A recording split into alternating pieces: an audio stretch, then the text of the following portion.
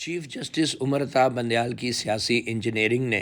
ان کے اتعلق chief justice Saqib Nisar کی عدالتی خرمستیوں کو بھی پیچھے چھوڑ دیا ہے۔ چیف جسٹس ارشاد حسن خان ہوں یا چیف جسٹس آصف سعید خان کھوسہ، چیف جسٹس ثاقب نثار ہوں یا چیف جسٹس عمر عطا بندیال، ججوں کے اس لاہوری گروپ نے تخت لاہور کی اس جنگ میں ہر بار اپنا حصہ ڈالا ہے۔ لگتا ہے موجودہ چیف جسٹس کو عمران خان سے بھی زیادہ جلد الیکشن کی جلدی ہے۔ مدعی سست گواہ چست تو سنا تھا، یہاں پر جج چست نظر آ رہے ہیں، اور بینچوں کی تشکیل بھی ایسی کہ جیتوں تو تجھے پاؤں، ہاروں تو پیا تیری۔ اب چیف جسٹس کا عہدہ تو آرمی چیف کے عہدے سے بھی اہم ہو گیا ہے۔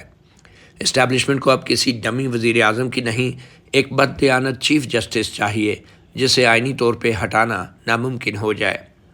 وکلاء تحریک کے بعد اسٹیبلشمنٹ نے وکلاء کی کالی آندھی پر سوار super chief justice Iftikhar Muhammad Chaudhry میں اختیار اور طاقت کی ایسی پھونک بھری کہ جس نے اگلے 15 سال تک کسی بھی سویلین حکومت کے پاؤں زمین کی طرف نہیں آنے دیے۔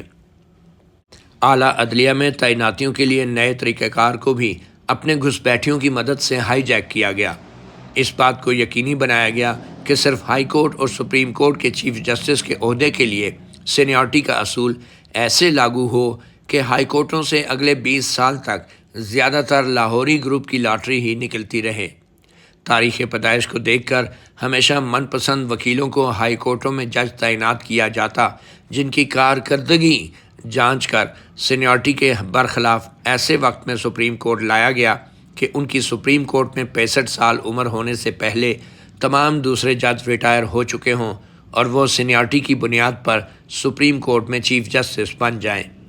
اور پھر یہی چیف جسٹس صاحبان اپنے موسنوں کی وکیل نسلوں کو بھی ایسے ہی بر وقت ہائی کورٹ اور پھر سپریم کورٹ لا کر ان کو بھی چیف جسٹس بننے کا اہل کر دیں۔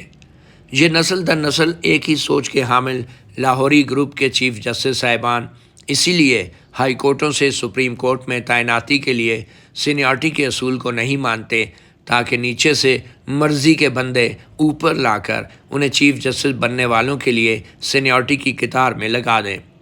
ان نسل در نسل پنجابی یا لاہوری ججوں نے چھوٹے صوبوں کے ججوں کو مختصر مدت کے لیے چیف جسٹس بنانے کا انتظام بھی کیا ہوتا ہے، جبکہ ان کے اپنے ہاں بچہ پیدا ہوتے ہی اس کے چیف جسٹس آف پاکستان بننے کا کیلنڈر نما ذائچہ تیار کر لیا جاتا ہے۔ ایسے ذائچوں نے ہی لاہوری گروپ کے ججوں کو دوسرے ججوں کے مقابل لا کھڑا کیا ہے۔ جسٹس شاہد وحید کو لاہور ہائی کورٹ سے جونیئر پوزیشن سے اوپر لا کر چیف جسٹس بننے والوں کی لائن میں لگانے والے چیف جسٹس عمر عطا بندیال ہیں، جن کے ایک ہونہار وکیل فرزند بھی ہیں، جو اس وقت ہائی کورٹ کے جج بننے کی عمر پا چکے ہوں گے اور پھر سپریم کورٹ میں لائے جانے والوں کی قطار میں لگ چکے ہوں گے جس وقت justice Shahid Waheed chief justice of Pakistan ہوں گے، جو بطور چیف جسٹس یہ احسان اتارنے کی پوزیشن میں ہوں گے۔ یہی وہ وجہ ہے کہ چیف جسٹس بندیال بطور سربراہ جوڈیشل کمیشن جو ججوں کی تعیناتی کرتا ہے، ہائی کورٹ سے سپریم کورٹ میں تعیناتیوں کو سینیارٹی یا کسی بھی اصول پر ہونے کی مزاحمت کرتے ہیں۔ یہی وہ ججز ہیں جو ذاتی مفادات کو ترجیح دیتے ہوئے اسٹیبلشمنٹ کے لیے بھی اچھی خدمات کے لیے ہمہ وقت تیار ہوتے ہیں۔ جسٹس فائز عیسیٰ جیسے اصول پسند لوگوں نے چیف جسٹس بن کر جب سینیارٹی کے اصول لاگو کرنے ہیں تو یہ نسل در نسل کی دلالی ختم ہو جائے گی۔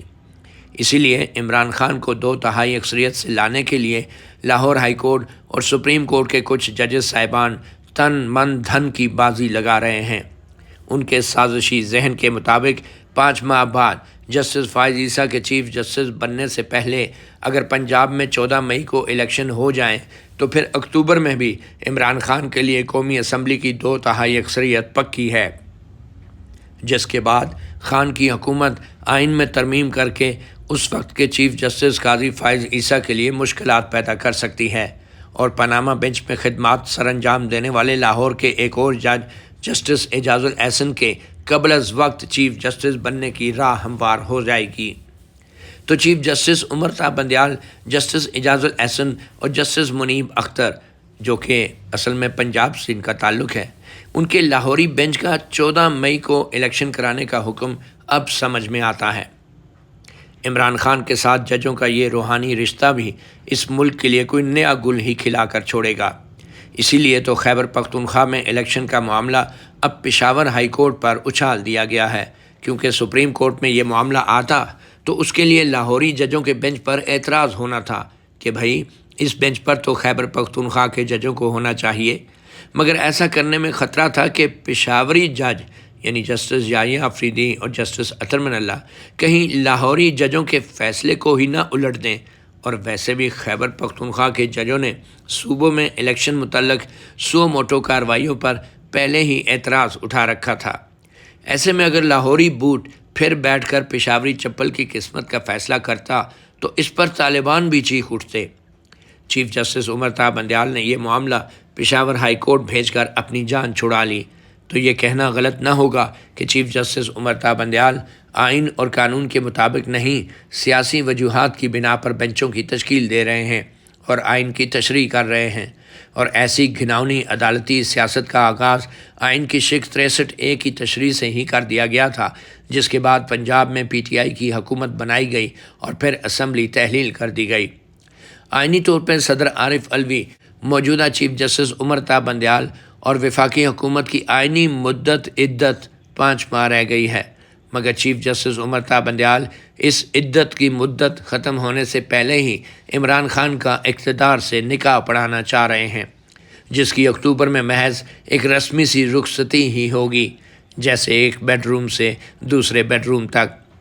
جسٹس بندیال چیف جسٹس سے زیادہ مفتی سعید لگ رہے ہیں، جنہوں نے بعد میں پوری قوم کے ساتھ مل کر صرف افسوس اور ندامت کا ہی اظہار کرنا ہے۔